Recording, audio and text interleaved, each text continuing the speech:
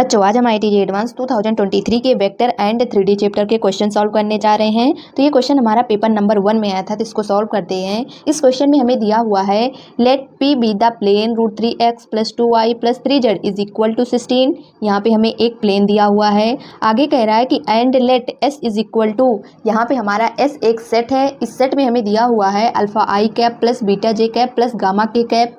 यहाँ पे ये हमारा एक वेक्टर है। आगे कह रहा है कि such that alpha square + beta square + gamma square = 1 है।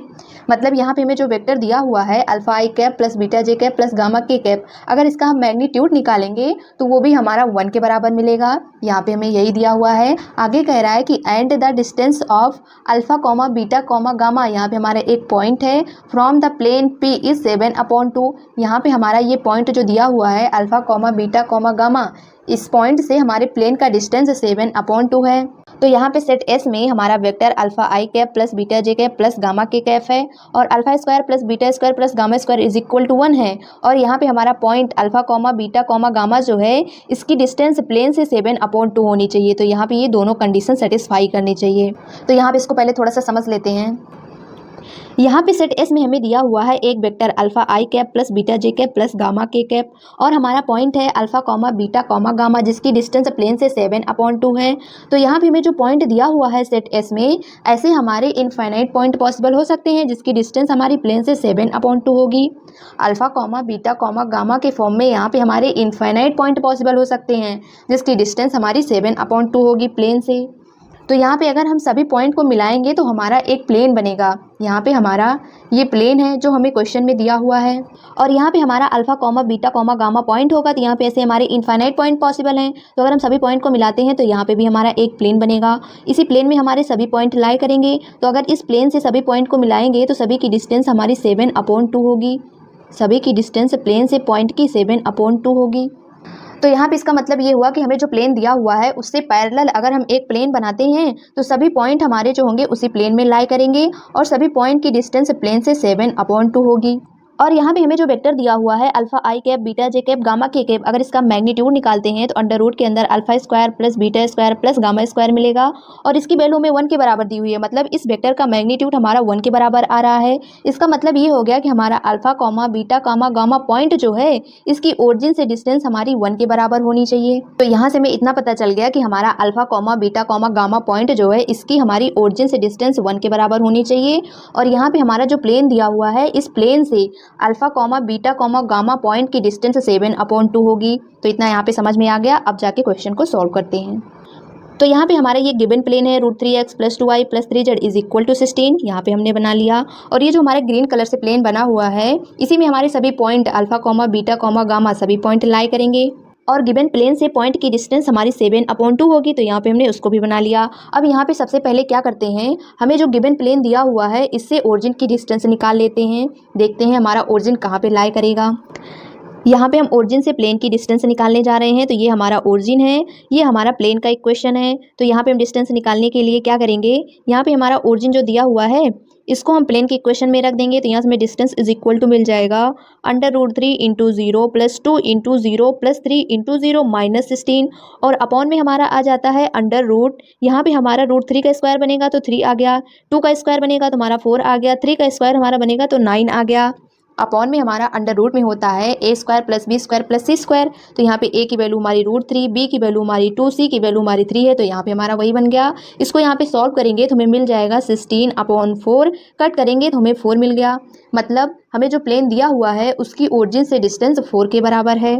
तो ये हमारा गिवन प्लेन था। तो यहाँ पे हमने मान लिया कि ओरिजिन यहाँ पे हमारा होगा तो इसकी डिस्टेंस हमें 4 के बराबर मिल गई। और यहाँ पे हमारे गिवन प्लेन से जो हमने प्लेन बनाया हुआ था उस प्लेन की डिस्टेंस 7/2 है। तो गिवन प्लेन से हमारा ग्रीन वाला प्लेन जो बना हुआ है इसकी डिस्टेंस 7/2 है और ओरिजिन से गिवन प्लेन की डिस्टेंस 4 के बराबर है। तो अगर यहाँ पे हम क्या करते हैं, हमारा ग्रीन कलर से जो प्लेन बना हुआ है अगर इसकी डिस्टेंस ओरिजिन से निकालेंगे तो 4 - 7/2 करेंगे। तो यहाँ से हमें मिल जाएगा ग्रीन कलर वाली की डिस्टेंस ओरिजिन से 1/2 के बराबर। तो यहाँ से हमें पता चल गया कि ओरिजिन से इस ग्रीन वाले प्लेन की डिस्टेंस 1/2 के बराबर है और इसी ग्रीन वाले प्लेन में हमारे alpha comma beta comma gamma point लाई कर रहे हैं। लेकिन हमें क्वेश्चन में दिया हुआ है, आगे हमने समझ भी लिया है कि हमारा alpha comma beta comma gamma ये पॉइंट जो है इसकी ओरिजिन से डिस्टेंस हमारी 1 के बराबर है।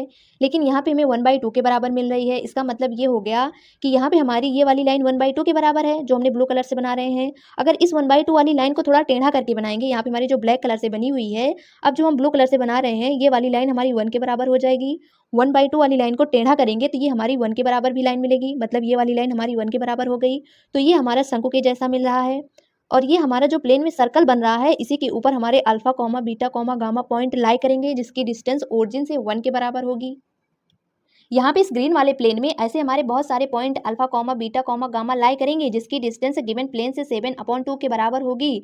लेकिन ओरिजिन से डिस्टेंस 1 के बराबर नहीं होगी। यहाँ पे दोनों कंडीशन सेटिस्फाई करनी चाहिए, ओरिजिन से डिस्टेंस 1 के बराबर हो और गिवन प्लेन से डिस्टेंस 7/2 के बराबर हो। तो दोनों कंडीशन तभी सेटिस्फाई करेगी जब हमारे point alpha comma beta comma gamma point जो है इस सर्कल पे लाई करेंगे। तो इस सर्कल पे जितने भी पॉइंट लाई करेंगे इसकी डिस्टेंस गिवन प्लेन से 7/2 होगी और ओरिजिन से डिस्टेंस 1 के बराबर होगी। तो यहाँ पे हम यही वाले पॉइंट्स लेंगे जो हमारे सर्कल पे लाई करेंगे। यहाँ पे हमारी ये वाली डिस्टेंस 1/2 के बराबर है, ये वाली डिस्टेंस हमारी 1 के बराबर है। तो यहाँ पे हम सर्कल की रेडियस निकाल सकते हैं, पाइथागोरस प्रमेय लगा देंगे। तो यहाँ से हमें मिल जाएगा रेडियस इज इक्वल टू √1 का स्क्वायर माइनस 1/2 का होल स्क्वायर। तो यहाँ से मिल जाएगा 1 - 1/4। तो r इज इक्वल टू में मिल गया √3/2, मतलब सर्कल की रेडियस हमें मिल गई √3/2। अब क्वेश्चन में हमें कुछ और भी दिया हुआ है, उसको भी देख लेते हैं। अब आगे क्वेश्चन में दिया हुआ है let u vector v vector and w vector be 3 distinct vectors in S such that u vector minus v vector is equal to v vector minus w vector is equal to w vector minus u vector. यहाँ पे हमारे ये सब जो दिए हुए हैं ये डिस्टेंस को रिप्रेजेंट कर रहे हैं। आगे कह रहा है कि let v be the value of parallelepiped determined by vectors u vector v vector and w vector then the value of 80/√3 into v। यहाँ पे हमारा v जो है वैल्यू ऑफ पैरेललोपिपाइड है। तो यहाँ पे हमारा u वेक्टर v वेक्टर और w वेक्टर जो दिया हुआ है ये हमारे 3 अलग अलग वेक्टर हैं सेट S में। इसका मतलब ये तीनों वेक्टर हमारे सर्कल पर लाई करेंगे। तो आगे सॉल्व करते हैं, वैल्यू निकालते हैं। तो यहाँ पे u वेक्टर v वेक्टर और w वेक्टर जो है सेट S में है। इसका मतलब ये हो गया कि ये सभी vector alpha i cap beta j cap gamma k cap के रूप के होंगे। तो अगर ये सब alpha i cap beta j cap gamma k cap के रूप के होंगे तो इनका मैग्नीट्यूड हमारा 1 के बराबर होगा। अगर इनका मैग्नीट्यूड 1 के बराबर है तो मतलब ओरिजिन से डिस्टेंस भी हमारी 1 के बराबर होगी, मतलब ये सभी वेक्टर हमारे यूनिट वेक्टर हैं। तो ये सभी वेक्टर सर्कल पे होंगे। तो ये बन गया हमारा u वेक्टर v वेक्टर और w वेक्टर, इनकी ओरिजिन से डिस्टेंस 1 के बराबर होगी। अगर यहाँ पे हम क्या करते हैं u v u w और w v को मिला देते हैं तो यहाँ पे हमारा एक इक्विलैटरल ट्रायंगल बन रहा है।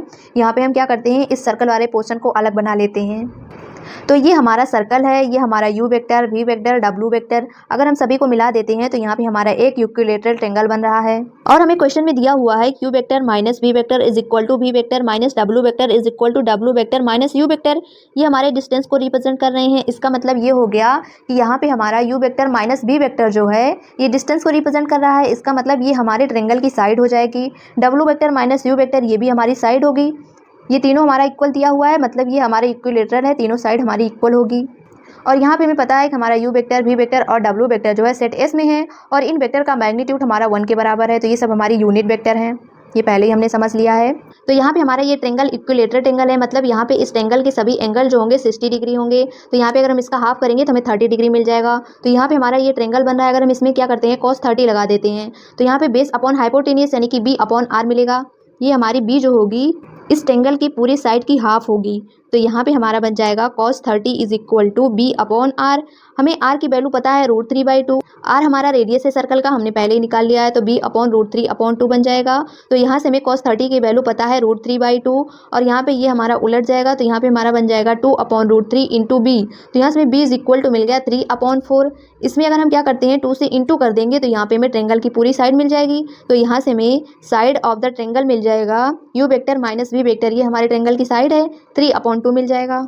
ये हमारा इक्विलैटरल ट्रायंगल है। इसका मतलब इसकी तीनों साइड बराबर होती है, तीनों एंगल बराबर होते हैं। तो यहाँ पे हमें इसकी साइड मिल गई 3/2, मतलब इसकी तीनों साइड हमारी 3/2 के बराबर होगी। u vector minus v vector का magnitude is equal to v vector minus w vector का मैग्नीट्यूड। स्क्वायर कर देंगे तो हमारा u का स्क्वायर प्लस v का square minus 2 into u dot v बनेगा।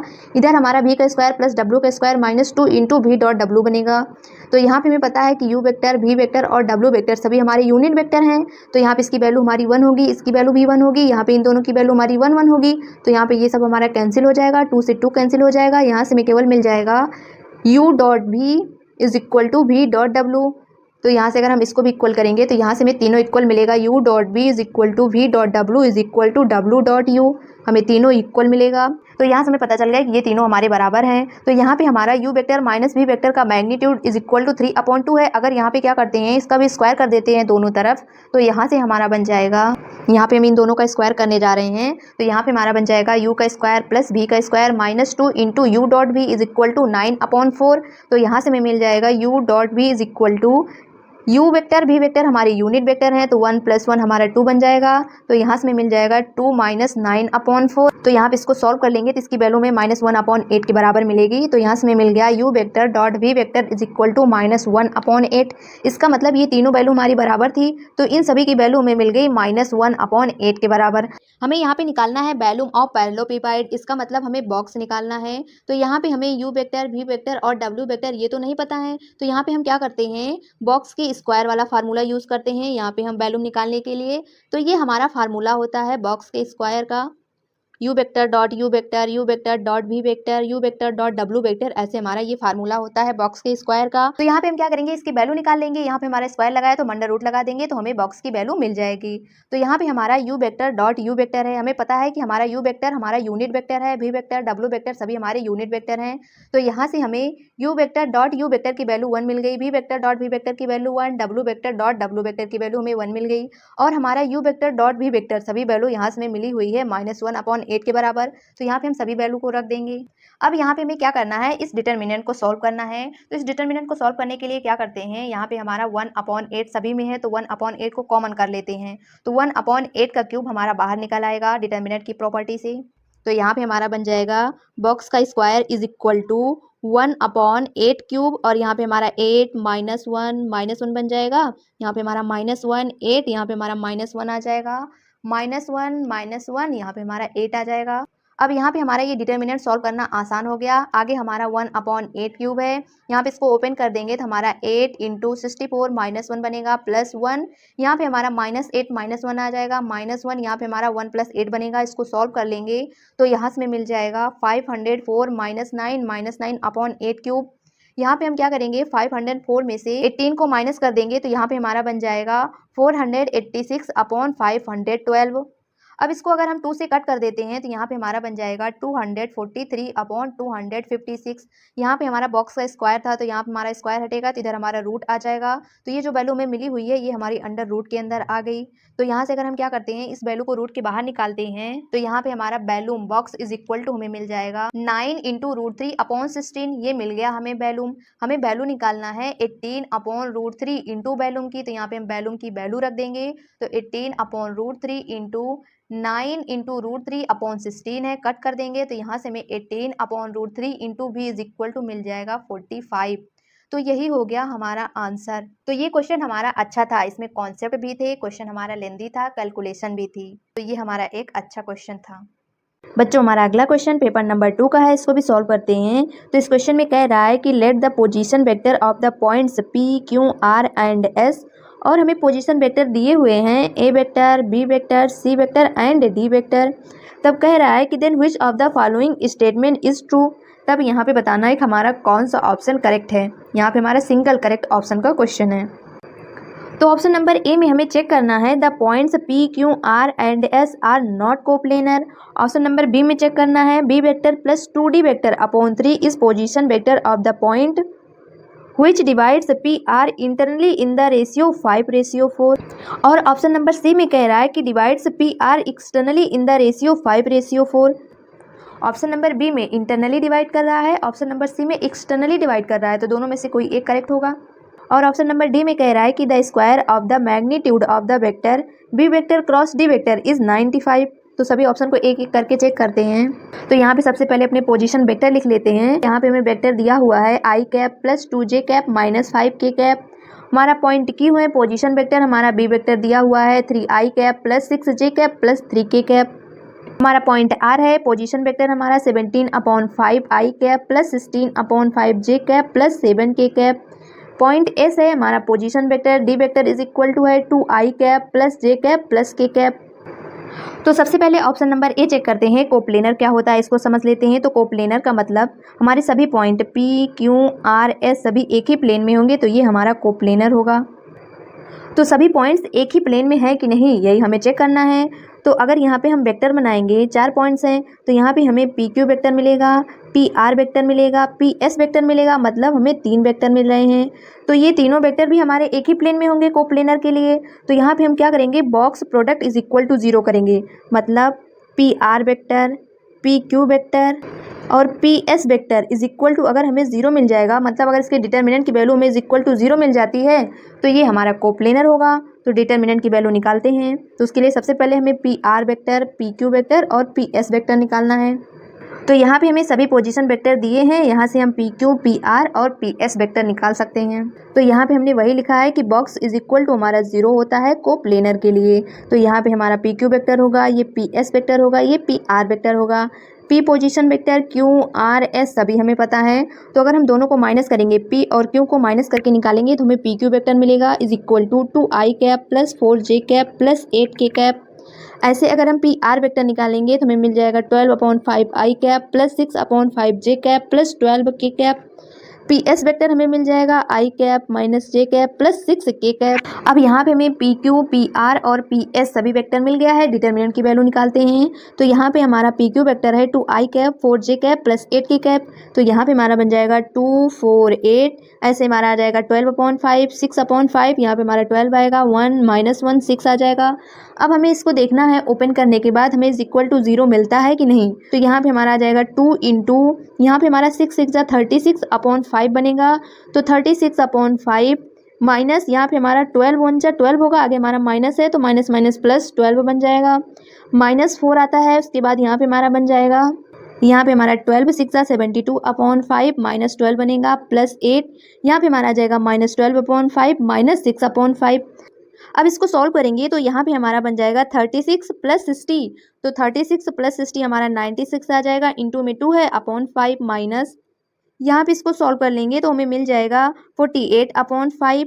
इसको सॉल्व कर लेंगे तो यहाँ से हमें मिल जाएगा माइनस 144/5। अब यहाँ पे अगर हम इसको सॉल्व कर लेते हैं तो यहाँ से हमें मिल जाएगा 192/5 माइनस 192/5। इन दोनों को सॉल्व करेंगे, 96 इंटू 2, तो यहाँ से हमें मिल जाएगा 192/5। और इन दोनों को सॉल्व करेंगे 192/5, बीच में हमारा माइनस है, दोनों को माइनस कर देंगे तो इज इक्वल टू हमारा 0 आ रहा है। तो यहाँ पे डिटर्मिनेंट की वैल्यू सॉल्व करने पे हमें इज इक्वल टू 0 मिल रही है। इसका मतलब पी क्यू आर एस हमारे सभी पॉइंट्स जो हैं ये कोप्लेनर हैं। तो ऑप्शन नंबर ए हमारा रॉन्ग है। ऑप्शन नंबर ए हमारा रॉन्ग है। अब ऑप्शन नंबर बी चेक करते हैं। अब ऑप्शन नंबर बी चेक करने के लिए सबसे पहले हमें निकालना है B vector plus 2d vector upon 3। तो हमें बी वेक्टर पता है, डी वेक्टर पता है, वैल्यू यहाँ पे रख देंगे। तो ये हमारा बी वेक्टर है प्लस 2 इंटू ये हमारा डी वेक्टर है अपॉन 3। इसको सॉल्व करेंगे, यहाँ पे हम 2 से इंटू करके फिर इसको ऐड कर लेंगे, तो यहाँ से हमें मिल जाएगा 7i cap plus 8j cap plus 5k cap upon 3। तो ये वैल्यू हमें मिल गई।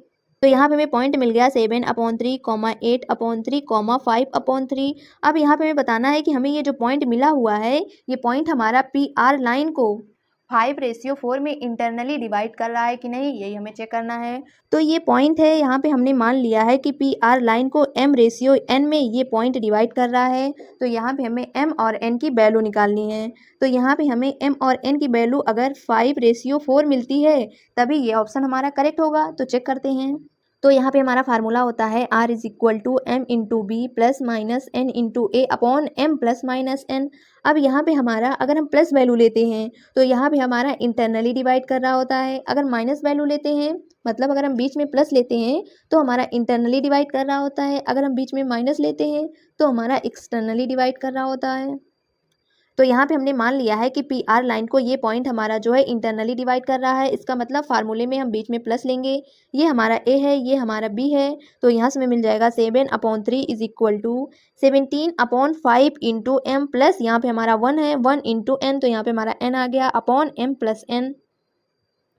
अब यहाँ पे अगर इसको हम सॉल्व कर लेते हैं तो यहाँ पे हमारा 17/5 है, यहाँ पे इंटू करवाएंगे तो 17m प्लस 5n बनेगा और 5 को इधर भेज देंगे तो 7 इंटू 5 हमारा 35 बन जाएगा। अपॉन में m प्लस n है और इधर हमारा अपॉन में 3 है। इसको सॉल्व करते हैं तो 17 इंटू 3 51m बन जाएगा प्लस 5 इंटू 3 15n बन जाएगा। ऐसे हमारा 35m प्लस 35n बन जाएगा। अब क्या करेंगे, इधर हमारा 51m है, इधर हमारा 35m है, माइनस कर लेंगे तो मिल जाएगा 16m is equal to 20n। अब यहाँ से अगर हम m अपॉन n की वैल्यू निकालेंगे तो हमें मिल जाएगा 20 अपॉन 16, 4 से कट कर देंगे तो 5 अपॉन 4 मिल जाएगा। मतलब यहाँ पे हमें m ratio n is equal to 5 ratio 4 मिल रहा है। मतलब ये हमारा करेक्ट है। यहाँ पे हमने इस पॉइंट को माना हुआ था कि इंटरनली डिवाइड कर रहा है, तो ये हमारा करेक्ट है क्योंकि हमें सेम रेशियो मिल रहा है जो ऑप्शन में दिया हुआ है। तो ऑप्शन नंबर बी हमारा करेक्ट है, तो ऑप्शन नंबर सी हमारा रॉन्ग होगा। तो यहाँ पे हमारा ऑप्शन नंबर बी करेक्ट है, पी आर लाइन को इंटरनली 5 रेशियो 4 में डिवाइड कर रहा है। तो ऑप्शन नंबर सी हमारा गलत होगा। ऑप्शन नंबर डी भी हमारा गलत होगा, लेकिन यहाँ पे हम चेक कर लेते हैं। तो ऑप्शन नंबर डी में हमें निकालना है B vector cross D vector के मैग्नीट्यूड का स्क्वायर। तो यहाँ पे इसके लिए हमारा डायरेक्ट फार्मूला होता है B vector cross D vector के मैग्नीट्यूड का square is equal to B vector के मैग्नीट्यूड के स्क्वायर इंटू डी वेक्टर के मैग्नीट्यूड के square minus B vector into D vector का होल स्क्वायर। ये हमारा डायरेक्ट फार्मूला होता है, ये हमें पता रहेगा तो ये क्वेश्चन आसानी से सॉल्व हो जाएगा। तो यहाँ पे हमें बी वेक्टर भी पता है, डी वेक्टर भी पता है, मैग्नीट्यूड लेके स्क्वायर कर देंगे तो हमें सारी वैल्यूज मिल जाएंगी। तो यहाँ पे सबसे पहले हम बी वेक्टर का मैग्नीट्यूड निकालेंगे तो हमें मिल जाएगा under root 9 plus 36 plus 9, add कर लेंगे तो हमें मिल जाएगा अंडर रूट 54। डी वेक्टर का मैग्नीट्यूड निकालेंगे तो अंडर रूट 4 प्लस 1 ऐड कर लेंगे तो अंडर रूट 6 मिल जाएगा। B vector dot D vector निकालेंगे तो हमें मिल जाएगा 6 प्लस 6 प्लस 3। यहाँ पे अगर हम बी वेक्टर इंटू कर देंगे डी वेक्टर से तो हमें मिल जाएगा 6 प्लस 6 प्लस 3, ऐड कर लेंगे तो 12 प्लस 3 हमारा 15 बन जाएगा। अब यहाँ पे हमें सारी वैल्यूज मिल चुकी हैं, सबका स्क्वायर कर देते हैं। तो B vector cross D vector के मैग्नीट्यूड का square is equal to B vector का मैग्नीट्यूड हमें मिला हुआ है अंडर रूट 54, स्क्वायर कर देंगे तो हमारा रूट हट जाएगा 54 आ जाएगा, इंटू यहाँ पे हमें डी वेक्टर का मैग्नीट्यूड रूट 6 मिला हुआ है, स्क्वायर कर देंगे तो इंटू 6 आ गया, माइनस यहाँ पे हमारा 15 है, इसका स्क्वायर कर देंगे तो हमें मिल जाएगा 224। इसको यहाँ पे सॉल्व करेंगे तो हमें मिल जाएगा 324 माइनस 225, दोनों को माइनस कर लेंगे तो हमें मिल गया 99। मतलब B vector cross D vector के मैग्नीट्यूड का स्क्वायर हमें मिल गया 99। और हमें क्वेश्चन में दिया हुआ था इसकी वैल्यू हमारी है 95 जो हमें ऑप्शन में दी हुई थी, लेकिन हमारा 99 आ रहा है, तो वैसे भी हमारा ऑप्शन नंबर डी गलत हो गया। तो यहाँ पे हमारा केवल एक ही ऑप्शन करेक्ट था, ऑप्शन नंबर बी। बच्चों अब हमारा अगला क्वेश्चन पेपर नंबर 1 का है, ये हमारा लास्ट क्वेश्चन है, इसको भी सॉल्व करते हैं। तो इस क्वेश्चन में हमें दिया हुआ है late L1 and L2 B lines. यहाँ पे L1 और L2 हमारी दो लाइंस हैं। तो यहाँ पे हमारी L1 लाइन दी हुई है R1 vector is equal to lambda I cap plus J cap plus K cap, and R2 vector ये हमारी L2 लाइन है, R2 vector is equal to दिया हुआ है आई कैप माइनस के कैप प्लस म्यू आई cap plus K cap. तो ये हो गई हमारी लाइन L1, ये हो गई हमारी लाइन L2। आगे कह रहा है कि let X be the set of all planes H that contains the line L1। यहाँ पे कह रहा है कि लाइन L1 से पास करने वाले हमारे प्लेन्स H जो हैं उन्हीं का सेट हमारा यहाँ पे X दिया हुआ है। आगे कह रहा है कि for a plane H let D of H denote the smallest possible distance between the points of L2 and H। यहाँ पे हमारे प्लेन्स जो बनेंगे H और लाइन L2 जो है उनके बीच की हमारी स्मॉलेस्ट डिस्टेंस जो है वही यहाँ पे डिनोट कर रही है D ऑफ H को।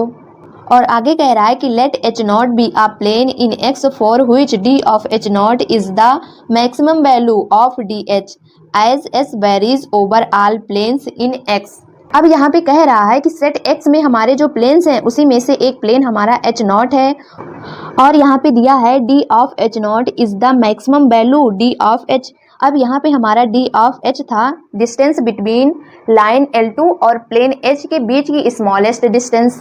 तो इसको थोड़ा अच्छे से समझ लेते हैं। तो क्वेश्चन में कह रहा है कि हमारा प्लेन H है लाइन L1 से पास करने वाला। तो यहाँ पे प्लेन के डायरेक्शन के बारे में कुछ नहीं कहा है, इसका मतलब यहाँ पे लाइन L1 से पास करने वाले हमारे कई प्लेन बन सकते हैं।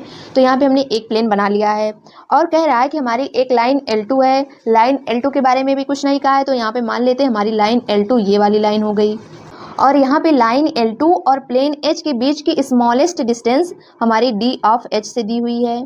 तो यहाँ पे अगर हम क्या करते हैं लाइन L2 और प्लेन H के बीच की स्मॉलेस्ट डिस्टेंस निकालना चाहें तो ये लाइन हमारी प्लेन को इंटरसेक्ट कर देगी। इसका मतलब ये हो गया कि स्मॉलेस्ट डिस्टेंस हमें इज इक्वल टू 0 मिल जाएगी। लाइन L2 और प्लेन H जो है इसके बीच की हमारी स्मॉलेस्ट डिस्टेंस जितनी मिलेंगी सभी स्मॉलेस्ट डिस्टेंस में से जो वैल्यू हमारी मैक्सिमम होगी वही वैल्यू हमारी D ऑफ H नॉट है। मतलब यहाँ पे लाइन L2 और प्लेन H के बीच की हमें जितनी भी स्मॉलेस्ट डिस्टेंस मिलेगी, जिस डिस्टेंस की वैल्यू सबसे ज़्यादा होगी यानी कि मैक्सिमम होगी, वही डिस्टेंस हमारी D ऑफ H नॉट है। और वही प्लेन हमारा तब H0 बन जाएगा। तो यहाँ पे ये लाइन हमारी L2 होगी और ये हमारा प्लेन होगा लाइन L1 से पास करने वाला। तो यहाँ पे स्मॉलेस्ट डिस्टेंस मैक्सिमम मिले, इसलिए यहाँ पे लाइन L2 और हमारा प्लेन दोनों पैरेलल होगा। अगर यहाँ पे पैरेलल नहीं बनाएंगे तो हमारी L2 लाइन प्लेन दोनों इंटरसेक्ट करेंगे, तो वहाँ से हमें smallest distance is equal to 0 मिल जाएगी।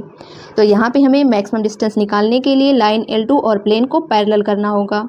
तो यहाँ पे हमारा ये प्लेन H0 होगा और लाइन L2 और प्लेन के बीच की हमारी डिस्टेंस D ऑफ H0 होगी। तो यहाँ पे हमारा D ऑफ H जो था प्लेन और लाइन L2 के बीच की स्मॉलेस्ट डिस्टेंस थी। अब यही स्मॉलेस्ट डिस्टेंस हमारी मैक्सिमम वैल्यू बन रही है, तो यही हमारा बन गया D ऑफ H0। तो ये प्लेन हमारा H0 हो गया और लाइन L2 और प्लेन के बीच की डिस्टेंस अब हमारी D ऑफ H0 बन गई। तो इस क्वेश्चन का बस इतना सा कॉन्सेप्ट था कि हम लाइन L2 को कैसे बनाएं कि हमें प्लेन से मैक्सिमम डिस्टेंस मिल जाए। तो यहाँ पे लाइन L2 को पैरेलल बनाना था, बस इतना सा कॉन्सेप्ट था। अब हमें यहाँ पे H0 प्लेन की इक्वेशन निकाल लेना है, बस क्वेश्चन सॉल्व हो जाएगा। अब हम क्वेश्चन के कॉन्सेप्ट को समझ चुके हैं, क्वेश्चन को जल्दी से सॉल्व कर लेते हैं। तो ये हमारी लाइन L1 है, ये हमारी लाइन L2 है और D ऑफ H हमारा था smallest possible distance between the line L2 and plane, और D ऑफ H0 जो था D ऑफ H की मैक्सिमम वैल्यू थी। तो यहाँ पे हम सब समझ चुके हैं, आगे सॉल्व करते हैं। यहाँ पे ये हमारी L2 लाइन है, ये हमारा प्लेन H0 है जो L1 लाइन से पास कर रहा है। यहाँ पे हमारी L2 लाइन और प्लेन हमारा दोनों पैरेलल बना हुआ है। पैरेलल क्यों बनाया हम आगे सीख चुके। यहाँ पे हमारी ये L2 लाइन जो है पॉइंट 0, 1, -1 से पास कर रही है, तो ये पॉइंट हमारा P हो जाएगा 0, 1, -1, जहाँ से हमारी L2 लाइन पास कर रही है। यहाँ पे हमारी ये लाइन L1 है, ये लाइन हमारी ओरिजिन से पास हो रही है, तो ये पॉइंट हमारा हो जाएगा ओरिजिन 0, 0। यहाँ पे हमें H0 प्लेन का इक्वेशन निकालना है। तो यहाँ पे हमें पता है कि इक्वेशन ऑफ प्लेन होता है A into x minus x1 plus B into y minus y1 plus C into z minus z1 is equal to 0। ये हमारे प्लेन का इक्वेशन होता है। यहाँ पे हमारा A B C जो है नॉर्मल वेक्टर है और यहाँ पे हमारा x1 y1 और z1 जो है ये हमारा पॉइंट है जहाँ से हमारा प्लेन पास कर रहा है। तो यहाँ पे हमें पॉइंट पता है 0, 0, 0 जहाँ से हमारा प्लेन पास कर रहा है। हमें यहाँ पे नॉर्मल वेक्टर नहीं पता है, नॉर्मल वेक्टर निकाल लेते हैं तो हमें प्लेन का इक्वेशन मिल जाएगा। तो यहाँ पे हम n वेक्टर निकालने के लिए क्या करेंगे, ये हमारी लाइन L1 है, लाइन L1 के डायरेक्शन को हमने मान लिया A वेक्टर है। ये हमारी लाइन L2 है, लाइन L2 के डायरेक्शन को हमने मान लिया B वेक्टर है। यहाँ पे हमारा n वेक्टर जो है प्लेन के परपेंडिकुलर है और हमारी लाइन L2 जो है प्लेन के पैरेलल है। इसका मतलब यहाँ पे हमारा n वेक्टर जो होगा लाइन L2 के भी परपेंडिकुलर होगा। यहाँ पे हमारा n वेक्टर प्लेन के परपेंडिकुलर है, तो हमारी L2 लाइन जो है प्लेन के पैरेलल है, तो n वेक्टर हमारा L2 लाइन के भी परपेंडिकुलर होगा। तो यहाँ पे n वेक्टर निकालने के लिए क्या करेंगे, लाइन L1 और लाइन L2 दोनों लाइन के डायरेक्शन का क्रॉस प्रोडक्ट ले लेंगे। मतलब यहाँ पे हम A vector cross B vector कर देंगे, तो यहाँ से हमें n वेक्टर मिल जाएगा। तो n vector is equal to A vector cross B vector. तो आगे सॉल्व करते हैं इसको। यहाँ पे हम n vector is equal to A vector cross B vector करने जा रहे हैं। A वेक्टर हमारा i cap j cap k cap है, B वेक्टर हमारा i कैप k कैप है। तो यहाँ से हमें मिल जाएगा n vector is equal to i cap j cap k cap. यहाँ पे हमारा 1 1 1 आ जाएगा, यहाँ पे हमारा 1 0 1 आ जाएगा। यहाँ पे इसको ओपन करेंगे तो n vector is equal to हमारा आ जाएगा i कैप 1 माइनस 0। यहाँ पे हमारा 1 बनेगा, ये हमारा 0 बनेगा, माइनस j कैप 1 माइनस 1 होगा, प्लस k कैप 0 माइनस 1 होगा। इसको सॉल्व कर लेंगे तो n vector is equal to मिल जाएगा i cap minus k cap. ये मिल गया हमें नॉर्मल वेक्टर। ये हमारा पॉइंट है जहाँ से प्लेन हमारा पास कर रहा है। तो इक्वेशन लिख लेते हैं प्लेन का। तो इक्वेशन ऑफ प्लेन H0 हमें मिल जाएगा a into x minus x1। तो यहाँ पे हमारा i कैप मतलब a की वैल्यू हमारी 1 है, तो यहाँ पे हमारा आ गया 1 into x minus x1। x1 y1 और z1 सभी की वैल्यू हमारी 0 है, तो यहाँ पे हमारा 0 आ गया, प्लस यहाँ से में b की वैल्यू 0 मिल गई, y माइनस y1 हमारा 0 हो जाएगा। यहाँ पे हमारा k कैप है मतलब c की वैल्यू हमारी -1 है क्योंकि माइनस k कैप है, तो यहाँ से में -1 इंटू z माइनस z1 हमारा 0 है। तो इसको थोड़ा सा सॉल्व कर लेंगे तो यहाँ से में प्लेन का इक्वेशन मिल जाएगा। तो यहाँ से हमें इक्वेशन ऑफ प्लेन H0 मिल जाएगा x minus z is equal to 0। तो हमें प्लेन का इक्वेशन मिल गया है। अब देखते हैं हमें क्या निकालना है। तो ये हमारा मैचिंग करने वाला क्वेश्चन है। तो पॉइंट P में हमें निकालना है the value of D of H0, मतलब लाइन L2 से प्लेन H0 की डिस्टेंस हमें निकालनी है। पॉइंट Q में हमें निकालना है the distance of point 0, 1, 2 from H0, मतलब प्लेन से हमें ये जो पॉइंट दिया हुआ है इसकी डिस्टेंस निकालनी है। पॉइंट R में हमें निकालना है the distance of origin from H0, plane से ओरिजिन की डिस्टेंस निकालनी है। पॉइंट एस में हमें निकालना है the distance of origin from the point of intersection of planes. मतलब यहाँ पे हमें इंटरसेक्शन पॉइंट निकालना है, उसके बाद हमें जो इंटरसेक्शन पॉइंट मिलेगा उससे हमें ओरिजिन की डिस्टेंस बतानी है। और यहाँ पे हमें y is equal to x दिया हुआ है, x इज इक्वल टू 1 दिया हुआ है। सॉल्व करते हैं। तो यहाँ पे पॉइंट P निकालने के लिए ये हमारी लाइन L2 है, पॉइंट 0,1,-1 से होके जा रही है। ये हमारा प्लेन H0 है। तो यहाँ पे हमें पॉइंट पता है, प्लेन का इक्वेशन भी हमें मिल गया है। यहाँ पे हमें PM डिस्टेंस निकालनी है। तो सबसे पहले फार्मूला देख लेते हैं। हमारा पॉइंट x1, y1, z1 है और प्लेन हमारा ax plus by plus cz plus d is equal to 0 है। तो यहाँ पे हमारा डिस्टेंस का फार्मूला होता है d is equal to ax1 plus by1 plus cz1 minus d upon under root a square plus b square plus c square. ये हमारा मॉड में होता है। यही हमारा डिस्टेंस का फार्मूला होता है। ये हमारा प्लेन का इक्वेशन है और ये हमारा पॉइंट है। तो प्लेन के इक्वेशन में ये पॉइंट रख देंगे। तो यहाँ पे हमारा बन जाएगा x की जगह पे हमारा 0 आ जाएगा, माइनस z की जगह पे हमारा -1 आएगा, तो यहाँ पे हमारा आ गया -1 अपॉन में हमारा बन जाएगा, यहाँ पे हमारा बी स्क्वायर कुछ है नहीं, मतलब ए स्क्वायर प्लस सी स्क्वायर बनेगा। तो यहाँ पे हमारा अंडर रूट में आ जाएगा 1 + 1। तो यहाँ से हमें मिल जाएगा d इज इक्वल टू 1/√2। मतलब यहाँ से हमें प्लेन H0 और लाइन L2 के बीच की हमें डिस्टेंस मिल गई 1/√2। यही हमारा था d of H0 is equal to मिल गया 1/√2। अगला पॉइंट सॉल्व करते हैं। तो पॉइंट क्यू निकालने के लिए हमें पॉइंट दिया हुआ है 0,1, 2 और ये हमारा प्लेन का इक्वेशन है x minus z is equal to 0। तो इस पॉइंट से हमें प्लेन की डिस्टेंस निकालनी है। तो इस पॉइंट को हम प्लेन के इक्वेशन में रख देंगे। तो यहाँ पे हमें d इज इक्वल टू मिल जाएगा 0 - 2 upon under root a square plus c square, क्योंकि b की वैल्यू 0 है। तो यहाँ पे हमारा अंडर रूट में 1 + 1 आ जाएगा। तो यहाँ से हमें मिल गया 2/√2। कट कर देंगे तो d इज इक्वल टू हमें मिल गया √2। 2 को लिख सकते हैं √2 इंटू √2। तो √2 से हमारा √2 कैंसिल, केवल √2 बचेगा। तो हमें डिस्टेंस मिल गई √2। अगला पॉइंट आर निकालते हैं। इसमें हमें ओरिजिन से प्लेन की डिस्टेंस निकालनी है। तो ये हमारा पॉइंट हो गया, हमारा प्लेन है x minus z is equal to 0। तो यहाँ पे हम इस पॉइंट को प्लेन में रख देंगे। तो यहाँ से हमें d इज इक्वल टू मिल जाएगा 0/√2। तो यहाँ से हमें डिस्टेंस मिल गई इज इक्वल टू 0। मतलब प्लेन की ओरिजिन से डिस्टेंस हमारी 0 है, क्योंकि हमारा प्लेन जो है ओरिजिन से ही पास कर रहा है। अब पॉइंट एस निकालते हैं। इसमें हमें इंटरसेक्शन पॉइंट निकालना है। तो हमें दिया हुआ है y is equal to x और x इज इक्वल टू 1। तो ये हमारा प्लेन का इक्वेशन है x minus z is equal to 0। तो यहाँ से हमें x is equal to z मिल जाएगा। अब हमें x की वैल्यू 1 दी हुई है, तो यहाँ से हमें z इज इक्वल टू भी 1 मिल जाएगा। और हमारा y is equal to z है, तो यहाँ से हमें y की वैल्यू भी 1 मिल जाएगी। मतलब यहाँ से हमें x y z सभी की वैल्यू 1 मिल गई।